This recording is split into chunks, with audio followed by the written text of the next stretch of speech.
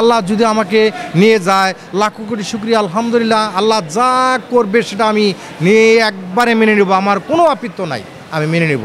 আমাকে যদি আল্লাহ নিয়ে যায় ইমানের সাথে, আমি প্রস্তুত, একদম প্রস্তুত আছি। আল্লাহ যদি আমি প্রস্তুত আছি ইনশাআল্লাহ। না, আমাদের কোনো রকম সমস্যা নাই। আমরা আশকোনা হাজি ক্যাম্পে আসছি, এখানে খুব সুন্দর পরিবেশ, সবাই সাহায্য করতেছে, কোনো রকম ঝামেলা নাই, কোনো রকম বাটপার নাই এখানে। আলহামদুলিল্লাহ, আল্লাহ যেন এইভাবে রাখে, এর চেয়ে যেন আরও ভালো করেন আল্লাহ। আল্লাহ যদি এইভাবে রাখলে তাহলে হয়তো মানুষের মনে আরও আশা জাগবে। হজে গেলে আল্লাহর কাছে প্রথমেই নিজের গুনাহ মাপ চাবো, তারপরে নিজের জন্য বলবো যে আল্লাহর সাথী যেন আমি হয়ে যায়, আল্লাহ যেন আমার হয়। নবী করিম সাল্লাল্লাহু আলাইহি সাল্লামকে সালাম দেব, নবী করিম সাল্লাল্লাহু আলাইহি সাল্লাম আমার হয়। আমার মৃত্যুর সাথে সাথে যেন আল্লাহ আমার সাথী হন, আমার কবরের জিন্দেগিতে সাথী হন। নবী করিম সাল্লাল্লাহু আলাইহি সাল্লাম যেন আমার কবরের জিন্দেগির সাথী হন।